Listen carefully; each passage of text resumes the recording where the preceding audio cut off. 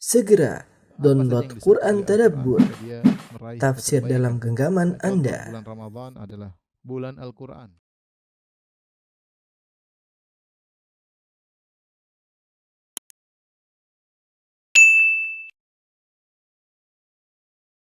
Bismillahirrahmanirrahim. Assalamualaikum warahmatullahi wabarakatuh. Alhamdulillahi ala ihsanih wa syukru lahu ala taufiqihi wa amtinanih wa asyhadu an la ilaha illallah wahdahu la syarika lahu ta'ziman li sya'ni wa asyhadu anna Muhammadan abduhu wa rasuluhu da'ila ridwani. Allahumma shalli alaihi wa ala alihi wa ashabihi wa ikhwani. Para dokter yang dirahmati oleh Allah Subhanahu wa taala, kita melanjutkan bahasan kita tentang nawaqidul Islam atau nawaqidul iman, pembatal-pembatal keislaman atau pembatal-pembatal keimanan. Dan kita sudah menyampaikan banyak pembatal-pembatal, sekitar 11 atau 12 ya, pembatal-pembatal keimanan. Dan pada kesempatan kali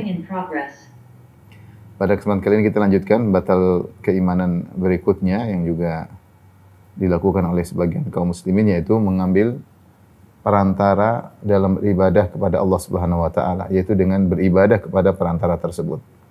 Dia mengambil perantara dengan beribadah kepada perantara tersebut. Jadi dia beribadah kepada perantara tersebut dalam rangka beribadah kepada Allah, dalam rangka mendekatkan diri pada Allah Subhanahu wa taala. Dan ini yang Allah Subhanahu wa taala sebutkan dalam Al-Qur'an, ya, di mana orang-orang musyrikin dahulu mereka berkata, "Ma na'buduhum illa liqarribuna ila Allahi zulfa." Tidaklah kami beribadah kepada berhala-berhala ini kecuali untuk mendekatkan diri kami kepada Allah. Ma na'buduhum illa liqarribuna ila Allahi zulfa. Tidaklah kami beribadah kepada berhala-berhala ini kecuali untuk mendekatkan diri kami kepada Allah. Jadi mereka beribadah kepada berhala tujuannya agar bisa beribadah kepada Allah Subhanahu wa taala. Dengan beribadah melalui para berhala, maka mereka mudah dekat kepada Allah Subhanahu wa taala. Dalam surat Az-Zumar ayat 3. Demikian juga dalam surat Yunus ayat 18, Allah berfirman, "Wa ya'buduna min dunillahi ma la yadhurruhum wa la yanfa'uhum wa yaquluna haula'i syufa'auna 'indallah." Mereka beribadah kepada sembahan-sembahan mereka yang tidak bisa beri mudarat dan tidak bisa beri manfaat. Wa yaqulun, dan mereka berkata, haula'i syufa'auna 'indallah. Sungguhnya sembahan-sembahan kami ini adalah pemberi syafaat bagi kami di sisi Allah, yaitu memudahkan urusan kami di dunia ataupun di akhirat. Makanya kami menyembah sembahan-sembahan ini karena dengan menyembah mereka akan menjadi syafaat bagi kami di sisi Allah Subhanahu wa taala. Inilah pembatal keimanan akan kita bahas pada kesempatan kali ini. Sebelum kita bahas, saya ingin menjelaskan tentang hakikat tauhid, ya. Jadi Allah berfirman dalam Al-Quran, ya, perhatikan, Qul huwallahu ahad. Katakanlah dialah Allah Maha Esa. Ahad artinya Esa, ya. Dan keesaan Allah dari berbagai sisi, ya. Esa, ya, pada zat Allah, ya, zat Allah. Kemudian juga Esa pada sifat-sifatnya. Esa pada as-sifat, sifat-sifatnya.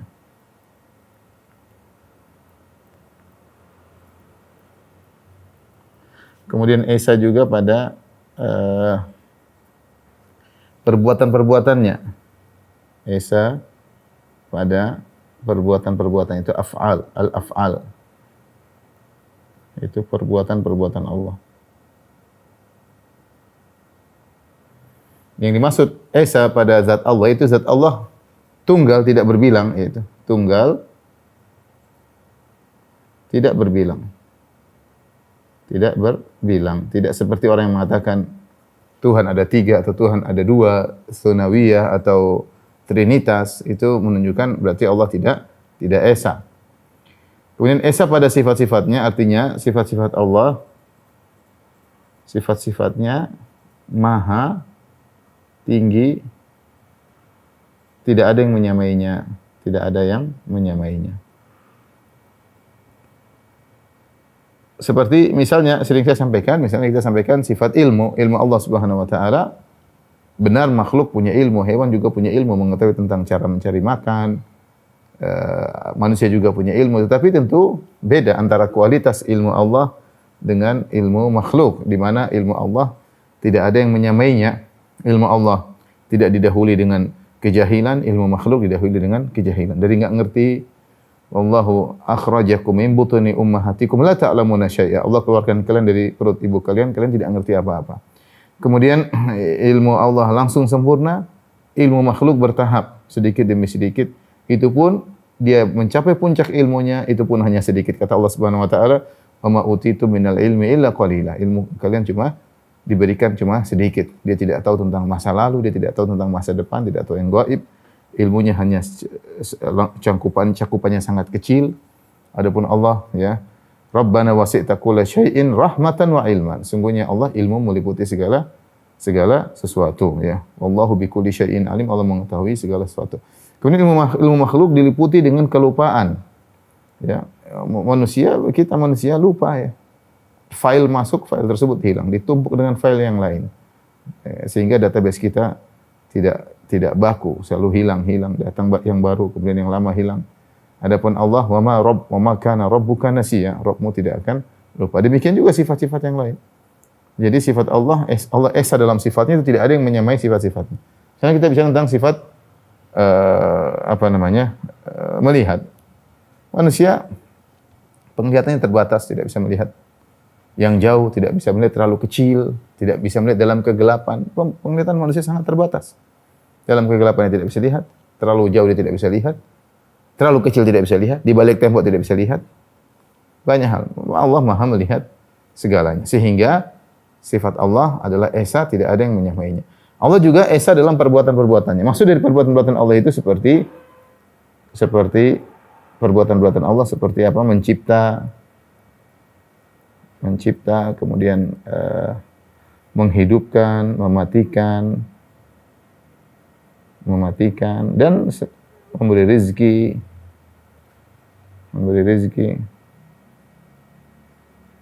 mengatur benda-benda langit, dan banyak, ya, benda-benda langit. Nah, Allah Maha Esa, yaitu tidak ada yang menyertainya. Sifat-sifatnya tinggi, tidak ada yang menyamainya. Kemudian ini berarti tidak ada yang menyertai Allah. Tidak ada yang menyertainya dalam perbuatan-perbuatan tersebut, dalam menjalankan perbuatan-perbuatan tersebut.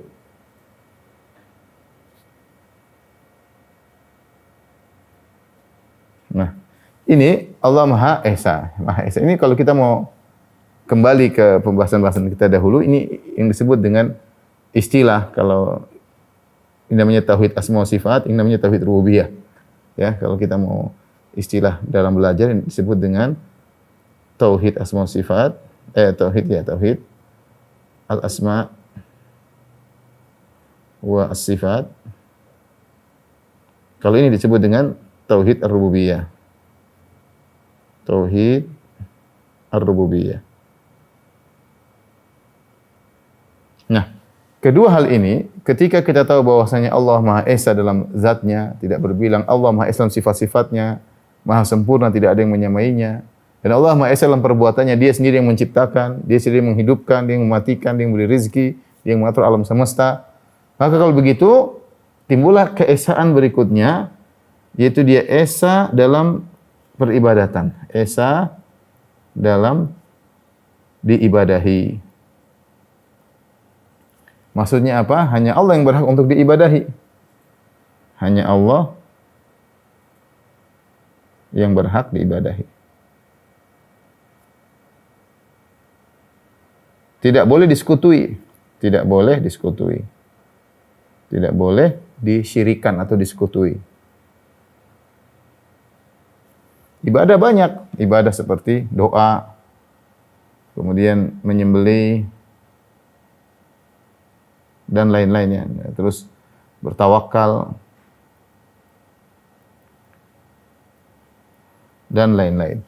Kenapa? Karena hanya dialah kedua perkara ini, ya. satu, dua, atau dua perkara ini melazimkan hanya Allah yang berhak untuk diibadahi, konsekuensi. Artinya apa? Kalau ada yang zatnya sama seperti Allah, kalau Allah berbilang maka bilangannya boleh kita ibadahi. Misalnya Allah dua, Tuhan dua, kita ibadahi dua-duanya. Tapi ternyata Allah Esa, dia qul huwallahu ahad, Esa. Sehingga hanya dia yang bisa diibadahi. Kalau ada zat lain yang sifatnya sama dengan Allah, ilmunya sama dengan Allah, kudrahnya sama dengan Allah, kekuasaannya, dia juga berhak diibadahi yang sama kok. Tapi ternyata tidak, Allah Maha Esa, tidak ada yang sama dengan dia. Kalau af'al perbuatan-perbuatannya ternyata Allah tidak mencipta sendiri, ada yang ikut mencipta bersama Allah, ada yang ikut mengatur alam semesta bersama Allah, ada yang menghidupkan, mematikan bersama Allah, yang mengatur perjalanan matahari, rembulan, bintang-bintang, ada juga selain Allah, maka dia juga berhak untuk diibadahi. Namun kenyataannya kita lihat zat Allah tunggal, hanya dia yang seperti itu. Sifat-sifatnya Allah Maha Esa, tidak ada yang menyamainya. Perbuatan-perbuatannya Allah sendirian dalam melakukannya, maka kalau begitu hanya Allah yang berhak untuk diibadahi. Ini konsekuensi yang sangat logis ya. Konsekuensi logis agar kita hanya beribadah kepada Allah Subhanahu wa taala. Makanya ketika Nabi SAW ditanya, ayu dzambi a'zam, dosa apa yang paling besar? Kata Nabi SAW, anta ja'alillahi niddan wa huwa khalaqak. Engkau menjadikan tandingan bagi Allah padahal hanya Allah yang menciptakanmu. Artinya kalau ada yang ciptakan kamu selain Allah, ya sembahlah dia. Kalau ada yang mengatur alam semesta selain Allah, sembahlah dia. Tapi ternyata tidak ada. Kalau begitu, Allah Esa juga dalam diibadahi. Tidak boleh diibadahi kecuali Allah. Karena kita ingin masuk dalam poin ini, kita menjelaskan ada orang beribadah kepada selain Allah, ya, dan itu adalah syirik. Meskipun niatnya adalah untuk lebih dekat kepada Allah, tidak boleh. Baik, perhatikan di sini ibadah banyak, doa, menyembelih, tawakal, berharap dan yang lainnya adalah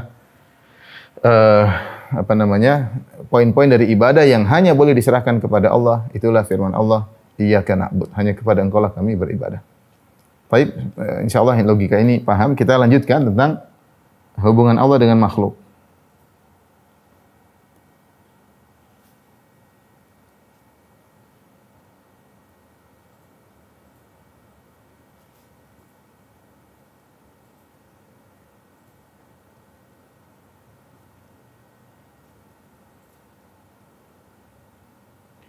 Sekedar faedah bahwasanya pembahasan tentang silatullah bil qaun, hubungan Allah dengan makhluk, di antara yang bahas sangat bagus adalah Dr.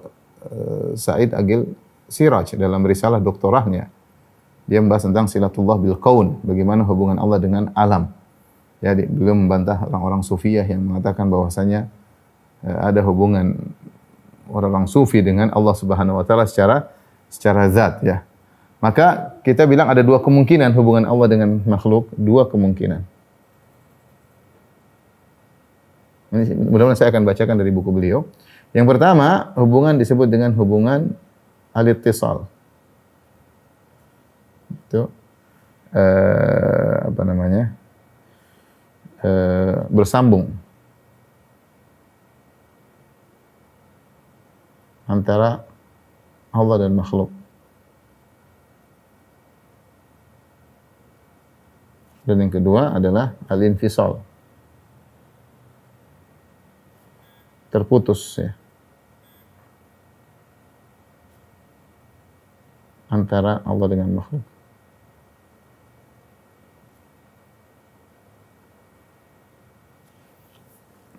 Baik, kita tahu tadi, kita telah jelaskan Allah Maha Esa, konsekuensi dari keesaan Allah, maka tidak ada kaitan Allah dengan makhluk. Allah tidak punya kesamaan dengan makhluk. Tidak ada hubungan dengan makhluk, ya, tidak sambung dengan makhluk, enggak ada. Karena semua yang menjelaskan bahwasanya makhluk bersambung dengan Allah secara zat,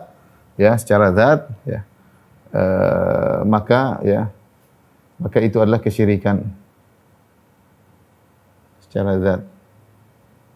Ini adalah kesyirikan. Maka ini adalah syirik. Syirik karena menafikan, saya akan contohkan, menafikan keesaan zat. Dan juga melazimkan menafikan keesaan sifat. Akan kita jelaskan. Contoh, dan ini yang diyakini oleh sebagian kaum muslimin atau diyakini oleh sebagian makhluk di alam semesta dan juga diyakini oleh sebagian kaum muslimin yang menyimpang. Contoh misalnya keyakinan Nasara.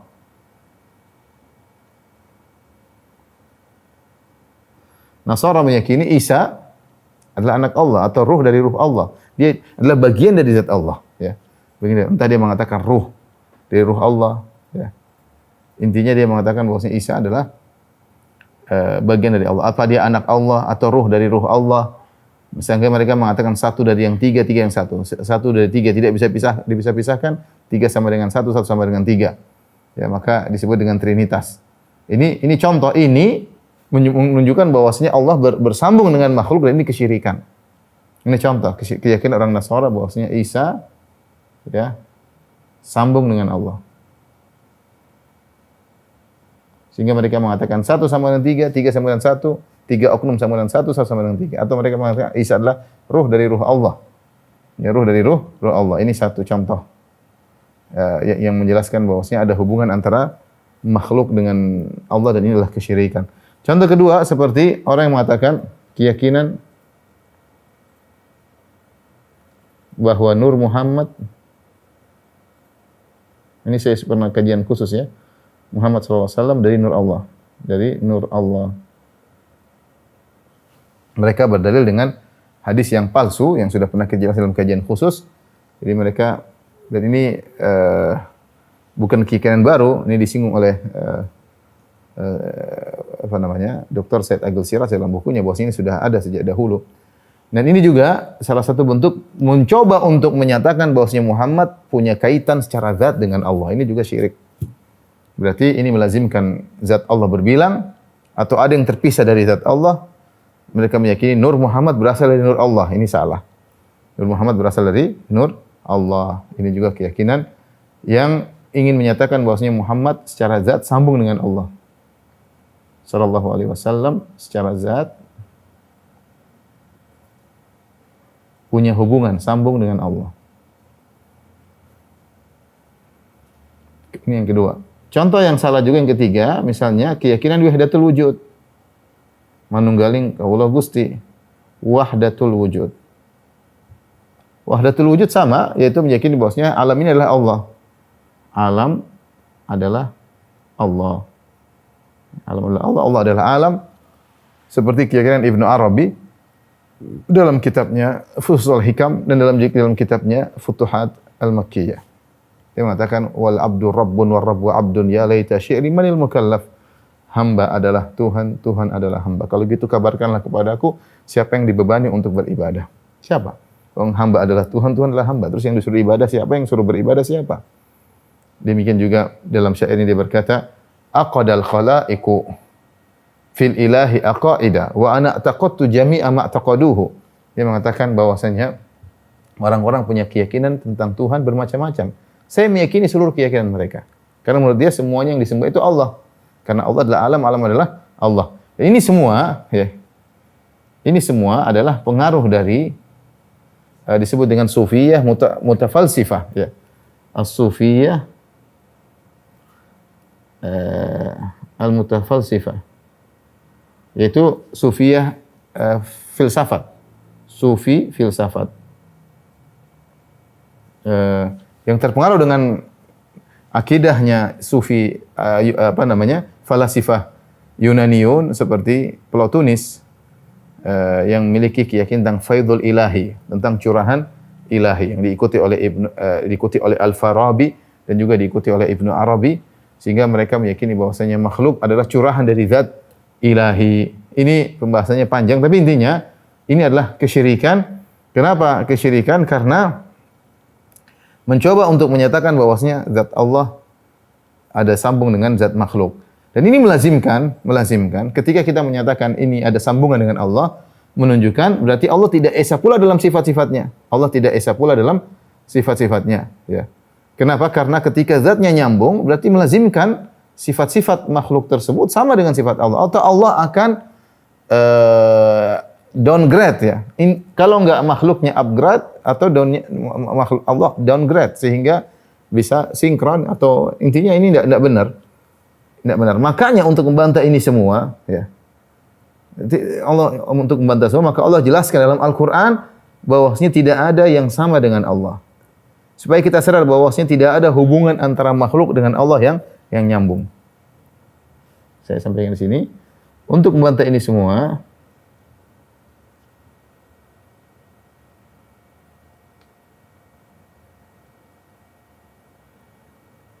Allah jelaskan dalam Al-Quran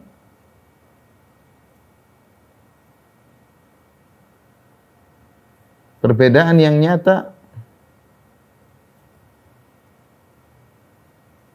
antara Al-Khaliq dengan makhluk. Al-Khaliq yaitu Allah sang pencipta dengan Al-Makhluk yang diciptakan. Lihat, kita lihat makhluk yang paling hebat. Misalnya kita bicara tentang malaikat. Malaikat yang tercipta dari cahaya. Khuliqatil malaikatu min nur. Malaikat diciptakan dari cahaya. Wa khuliqatil jan min marijin min nar. Jin diciptakan dari nyala api. Wa khuliqal insan mimma wusifa lakum. Adapun Adam diciptakan dari yang sebagaimana Allah sebut dalam Al-Quran. Ketika Allah jelaskan malaikat, Allah sebutkan malaikat sama sekali tidak ada hubungan dengan Allah. Malaikat tidak ada zatnya terkait dengan Allah. Makanya malaikat yakhafuna rabbahum min fawqihim. Ya, mereka takut kepada Allah yang berada di atas mereka. Ya. Malaikat yusabbihuna Allah yusabbihuna al-laila wan nahar la yafturun. Mereka bertasbih kepada Allah siang dan malam dan mereka tidak pernah letih. Mereka bertasbih memuji Allah Subhanahu wa taala. Malaikat bertanya tentang Adam, kata Allah, inni a'lamu ma la ta'lamun. Aku tahu yang kalian tidak tahu. Artinya Allah jelaskan malaikat beda dengan Tuhan. Malaikat itu makhluk.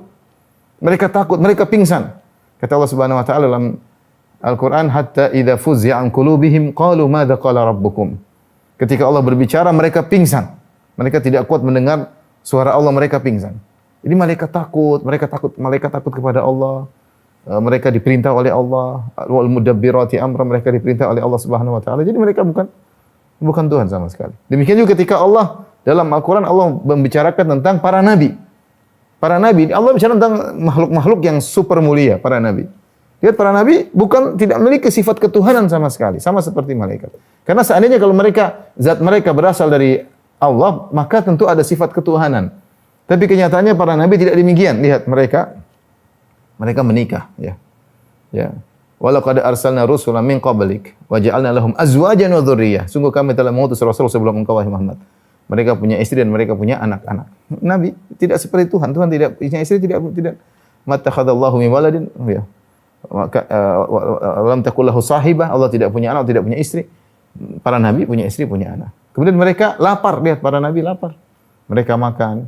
Nabi Musa pernah berdoa, Rabbi inni lima anzalta ilayya min khairin faqir, dalam surat Al-Qasas. Ya Allah, aku butuh dengan rezeki darimu. Itu Nabi Musa lapar, kata para salaf. Lapar, ya. Nabi Isa lapar, bahkan dalam Injil dia lapar, dia cari makan, ya. Para nabi lapar, Tuhan tidak lapar. Ya. Para nabi tidur. Nabi Muhammad SAW tidur. Nabi Musa tidur, Nabi Isa tidur. Ya. Para nabi tidur. Tuhan tidak. La ta'khudhuhu sinatun wala naum. Tidak lapar, tidak tidur dan tidak ngantuk. Allah Subhanahu wa taala. Para nabi lapar. Para nabi sakit. Ya. Wa idza maritu fa huwa yashfin, kata Nabi Ibrahim, kalau aku sakit Allah yang menyembuhkan aku. Nabi SAW meruqyah dirinya, kalau dia sakit diruqyah oleh Aisyah. Sakit sallallahu alaihi wasallam. Kemudian para nabi juga meninggal dunia, ya. Innaka mayyitun wa innahum mayyitun. Engkau akan meninggal wahai Muhammad, sebagian mereka juga akan meninggal, ya. Ya, kata Allah Subhanahu wa taala, wa ma Muhammadun illa rasulun qad khalat min qablihi rusul afa immata aw qutilan qalabatum ala aqabikum. Tidaklah Muhammad kecuali telah berlalu sebelumnya para rasul-rasul. Rasul-rasul yang sebelumnya meninggal, Muhammad juga sallallahu alaihi wasallam meninggal. Ya, jadi tidak benar bahwasanya nur Muhammad dari nur Allah, karena konsekuensi logis kalau makhluk-makhluk mulia seperti nabi atau siapa kayak malaikat ada sumber nyambung dengan zat Allah, maka dia akan memiliki sifat-sifat ketuhanan. Maka Allah bantah semuanya. Allah bantah semuanya dengan menjelaskan bahwasanya sifat-sifat mereka ini tidak ada kaitannya dengan sifat-sifat Tuhan, menunjukkan bahwasanya zat mereka tidak ada kaitannya dengan zat Tuhan. Oleh karenanya yang benar inilah al-infisal, terputus antara Allah dengan makhluk. Al-infisal tam, terputus, inilah tauhid. Kalau ini syirik, ini tauhid. Untuk menjelaskan bahwasanya Allah tidak sama dengan makhluk. Allah tidak sama dengan makhluk. Taib, kalau bisa dipahami, baru kita lanjut pada pembahasan inti kita. Ini sekedar mukaddimah yang cukup panjang. Kita masuk pada pembahasan inti tentang kesyirikan yang akan kita bahas. Taib, perhatikan para doktrin rahmatillah subhanahu wa ta'ala.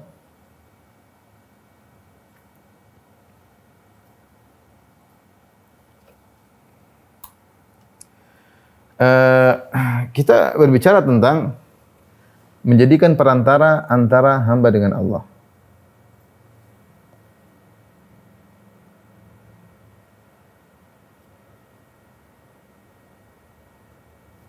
Antara hamba dengan Allah.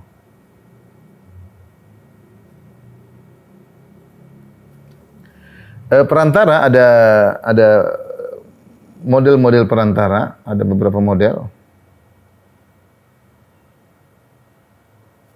Yang pertama adalah al-wasatah al-jaizah, perantara yang boleh.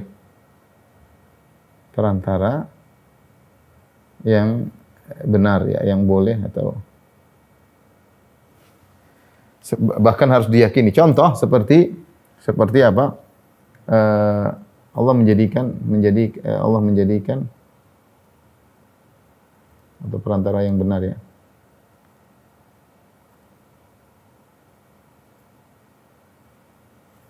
Allah menjadikan malaikat dan para rasul sebagai pembawa risalah. Ini harus kita yakini. Memang benar, malaikat dan para nabi adalah perantara antara hamba dengan Allah dalam menyampaikan risalah Allah kepada para hamba. Dalam Al-Quran Allah berfirman, Allahu yastafi minal malaikati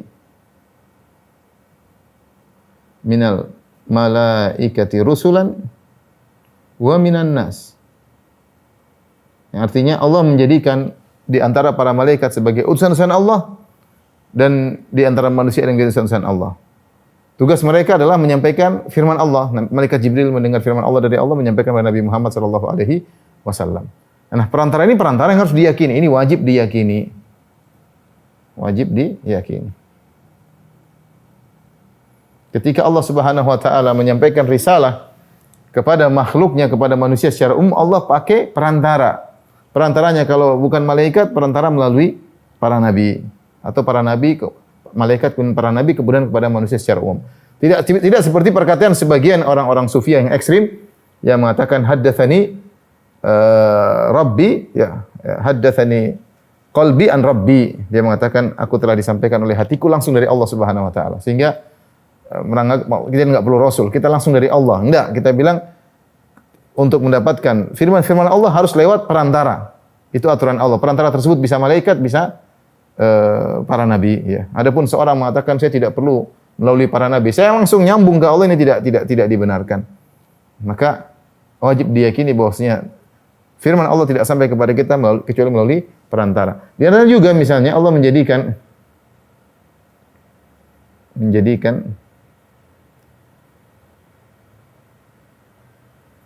perantara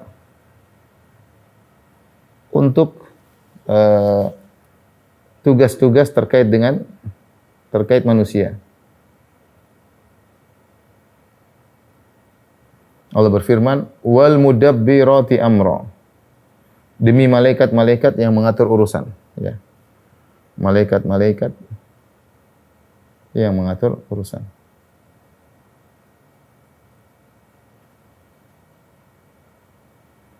Mungkin ada malaikat yang mencabut nyawa, ada malaikat yang menurunkan hujan, dan malaikat yang mengatur awan. Ini semua Allah jadikan perantara untuk menjalankan tugas-tugas. Mereka adalah junudullah. Ya, wa ma ya'lamu junuda rabbika illahu. Tidak ada yang mengetahui jumlah pasukan Allah itu para malaikat kecuali Allah Subhanahu wa taala. Mereka tunduk, mereka tidak bisa berbuat seenaknya. Mereka hanya menjalankan tugas dari Allah Subhanahu wa taala. Mereka tidak bisa melewati, ya, apa yang Allah perintahkan.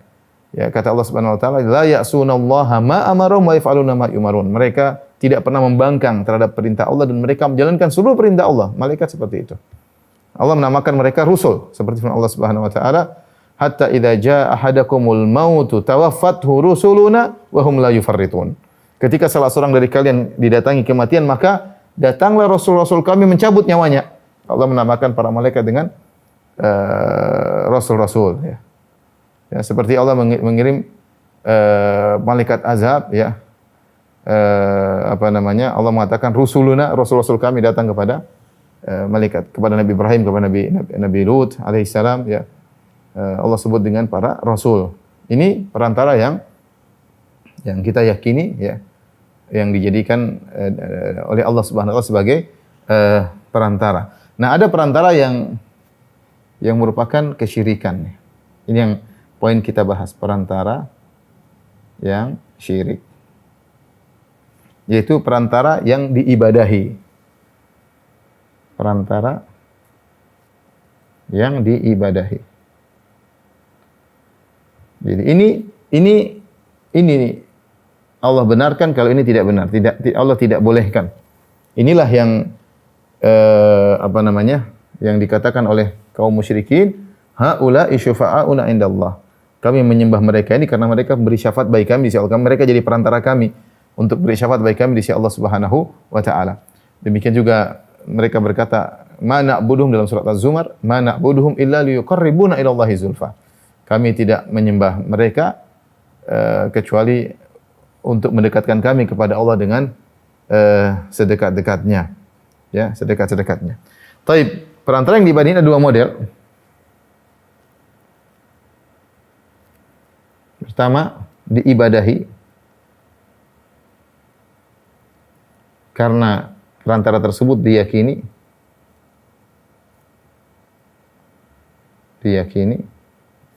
bisa ikut mengatur. Mungkin seperti ada yang menyembah ini mungkin saja meyakini menyembah wali tertentu, dianggap karena dia Al-Ghawthul Akbar, dia telah diberi kekuasaan oleh Allah untuk kun fayakun. Seperti yang terdapat dalam buku Jawahirul Ma'ani, mereka meyakini bahwasanya Syekh Abdul Qadir Al-Jailani rahimahullahu taala telah diberi kun oleh Allah. Sehingga dia bilang kun fayakun. Ya, seperti ini menunjukkan dia saja wali orang soleh disembah karena diyakini bisa melakukan sesuatu yang luar biasa ya, seperti karena bisa kun fayakun dan yang lainnya. Ini tentu adalah kesyirikan ya. Kemudian yang kedua misalnya diibadahi agar menjadi lebih dekat kepada Allah.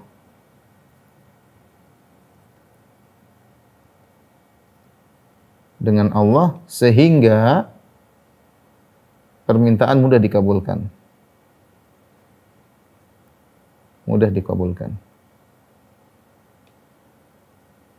Ya, jadi intinya semua diibadahi. Apakah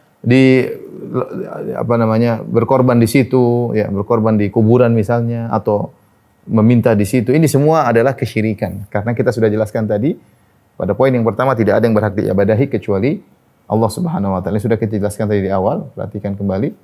Ya, kita sudah katakan Allah Maha Esa. Allah Maha Esa dan secara zat Dia Maha Esa, secara sifat Dia Maha Esa, perbuatan pun Dia Maha Esa, maka Dia yang konsekuensi logis hanya Dia yang berhak diibadahi. Itulah wa iyyaka na'bud, hanya kepada Engkau lah kami beribadah. Apapun alasannya, Allah tidak pernah menjadikan peribadatan harus melalui perantara, enggak boleh. Beribadah langsung kepada Allah Subhanahu wa taala. Apapun syubhat yang mereka sampaikan, maka tidak boleh beribadah kecuali hanya kepada Allah Subhanahu wa taala.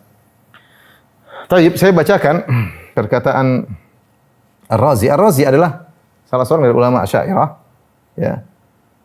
Ketika dia menjelaskan tentang tidak perlu mengambil perantara dalam berdoa kepada Allah Subhanahu wa taala, ya. Tentang firman Allah dalam Al-Qur'an, ya.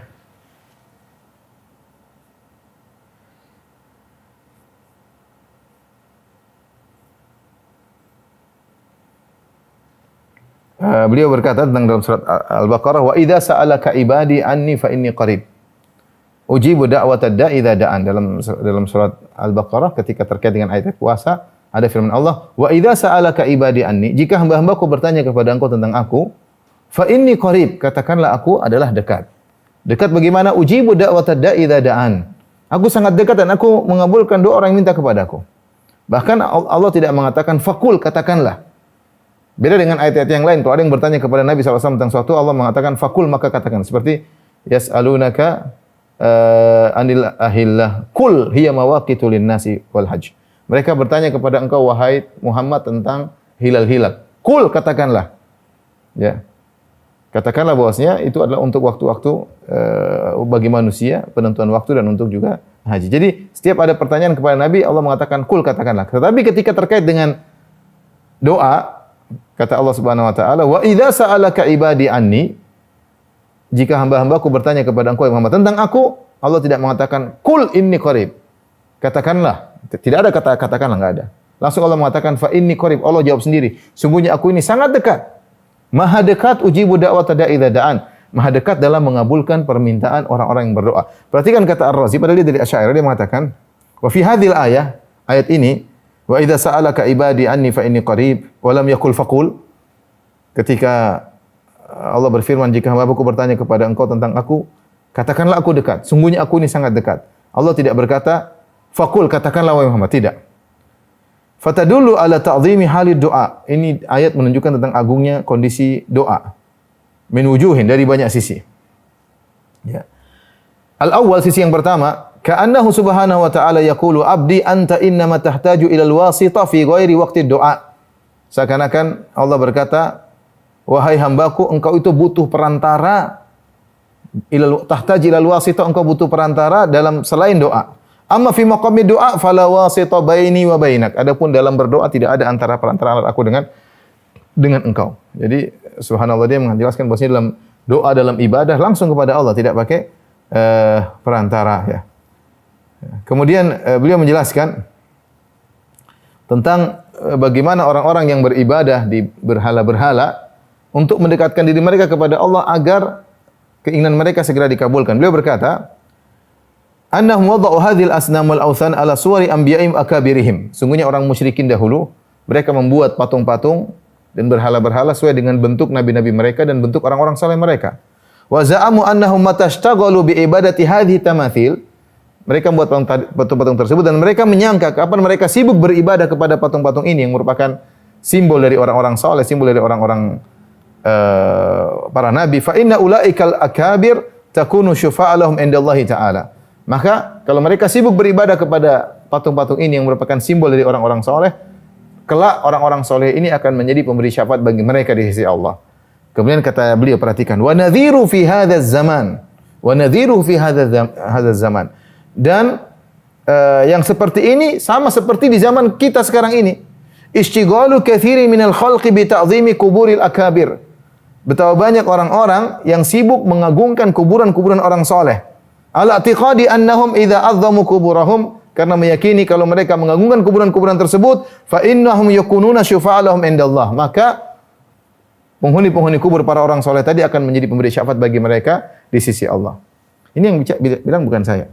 Yang bilang Ar-Razi, ulama yang diakui oleh mereka. Begini dia mengatakan bahwasanya Ar-Razi dalam asma wa sifat banyak kesalahan, tapi ketika bicara tentang tauhid al-uluhiyah, dalam masalah ini dia mengatakan bahwasanya sebagaimana yang terjadi di zaman kami ini, betapa banyak orang-orang mengagungkan kuburan orang soleh, kuburan habib-habib, kuburan mungkin wali-wali, kuburan mungkin kuburan nabi, kuburan siapa, kuburan orang besar, orang-orang soleh, ya, yang dan itu mereka orang-orang soleh memang, tapi diagungkan, ya, bahkan ibadah di situ, ya, dengan meyakini bahwasanya mereka kelak akan memberi syafaat, ya, dan ini adalah kesyirikan. Oleh karenanya tidak ada ketika beribadah kita mengambil perantara. Tidak boleh. Ini kenyataan pahit yang terjadi. Dan di YouTube ada, saya sering sampaikan, bagaimana sebagian orang-orang minta kepada, langsung berdoa. Berdoa itu ibadah. Dia minta kepada orang-orang saleh. Seperti orang Syiah mengatakan, ya Husain al-Madad, ya Husain al-Madad, wahai Husain, pertolonganmu. Ya Husain, pertolonganmu. Ini enggak boleh. Seperti di YouTube juga ada bagaimana seorang wanita Arab kemudian berkata, ya Syekhul Arab, ya, Ramaitu hamuli alaik ya Allah, wahai orang soleh ya, Said Al-Badawi, aku lemparkan seluruh bebanku kepada dirimu. Ya. Ya Syekh Al-Arab, isfili waladi. Wahai Syekh Al-Arab, wahai sang wali, sembuhkanlah anakku. Ini sudah syirik. Ketika itu ada yang tegur di sampingnya. Qul ya Rabbi, katakanlah ya Rabbku, ya Rabbku. Jangan bilang wahai wali. Ini bukan cuma pengagungan, ini langsung meminta ya. Ya, langsung meminta. Jadi saya katakan diibadahi karena perantara tersebut diyakini bisa ikut mengatur sehingga meminta langsung. Ini jelas-jelas syirik. Dan minta kepada mayat ini tidak boleh. Seperti di zaman Syekh Muhammad Abdul Wahhab rahimahullahu taala diceritakan bahwasanya ketika di zaman beliau orang-orang banyak minta kepada kuburan Zaid bin Khattab, minta inilah, minta anulah, minta pengampunan dosa lah, minta bertobat di situlah, minta agar diberi rahmat, minta dimudahkan pekerjaan. Maka Syekh Muhammad Abdul Wahhab rahimahullah berkata, Allahu khairun min Zaid. Allah lebih baik daripada Zaid. Allah lebih baik daripada Zaid. Ya.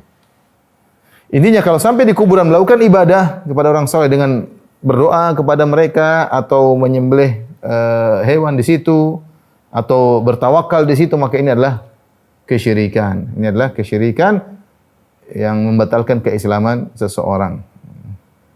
Membatalkan keislaman seseorang sebagaimana kita sebutkan tadi bahwasanya tidak ada dalam peribadatan pakai perantara. Orang beribadah langsung kepada Allah Subhanahu wa taala. Orang beribadah langsung kepada Allah Subhanahu wa taala. Taib. Kalau ada syubhat mereka mengatakan, ya, ini disampaikan oleh Syekh Islam Taimiyah. Banyak sebagian mereka ketika minta kepada mayat-mayat, kepada ruh-ruh, mereka mengatakan kami orang penuh dosa. Kami orang penuh dosa. Sehingga kalau kami minta langsung kepada Allah, kami sulit untuk diterima. Bukankah raja-raja, para raja, ya. Jadi coba saya kasih syubhat begini, ya. Kata mereka, syubhat. Mereka ini manusia penuh dosa. Sini raja. Atau di sini Allah. Ini raja. Atau penuh dosa, atau kalau untuk raja miskin misalnya, rakyat jelata. Kata mereka, kami tidak bisa langsung ke raja, tidak bisa. Ini terhalang. Ya, kami siapa? Tidak punya kedudukan si raja. Maka untuk menuju raja harus melalui menteri, ya. Orang dekat, menteri. Sehingga dia akan menyampaikan kepada raja. Adapun langsung ke raja, maka kami ini siapa? Raja tidak kenal kami tidak tahu, ya. Kami rendah, bagaimana kami dilirik oleh raja? Ini kias. Mereka mengkiaskan bahwasanya raja sama dengan Allah Subhanahu wa taala. Dan ini adalah kias ma'al farik, ini tidak benar. Menyamakan Allah dengan raja tidak benar karena banyak perbedaannya. Ya, kalau kita manusia penuh dosa langsung kepada Allah tanpa perantara. Kenapa? Karena Allah Subhanahu wa taala Maha mengetahui. Dia tahu seluruh hamba-hambanya, ini Maha penyayang. Maha mengampuni. Maka siapa yang mengkiaskan Allah dengan raja, kemudian menyuruh orang untuk beribadah melewati perantara, harus tidak perlu pakai wali. Ya, di sini ada wali, ya, atau sunan. Ya. Ini tidak perlu. Kalau dalam beribadah tidak perlu langsung direct kepada Allah Subhanahu wa taala. Ini mengkiaskan dengan raja salah. Ini kias yang tidak benar, ya. Para nabi saja langsung berdoa kepada Allah Subhanahu wa taala. Ya, para nabi berdoa langsung kepada Allah Subhanahu wa taala. Adapun kita beribadah kepada para wali, beribadah kepada para nabi, ini tidak diperkenankan. Seorang minta langsung kepada Allah Subhanahu wa taala. Taib, ini jadi tidak boleh kita beribadah kepada siapapun. Siapa yang beribadah ke selain Allah musyrik, jelas. Yang berhak diibadahi cuma Allah. Siapa yang beribadah kepada selain Allah maka dia musyrik. Ada satu pembahasan terakhir yang mungkin perlu kita ingatkan, masalah khilaf di kalangan para ulama tentang apa? Tentang orang yang datang ke kuburan, kemudian dia tidak minta kepada mayat, tapi dia minta tolong sampaikan doanya. Dia tidak bilang, wahai Nabi sembuhkan aku, wahai Ahmad Al-Badawi sembuhkanlah anakku, atau wahai Ahmad Al-Badawi mudahkanlah pangkatku, atau mudahkanlah karirku. Dia tidak mengatakan demikian. Tapi dia datang kepada misalnya kuburan orang soleh, atau kepada kuburan nabi, atau kuburan wali, atau kuburan sunan. Kemudian dia berkata, wahai wali, tolong sampaikan permintaanku kepada Allah. Ya.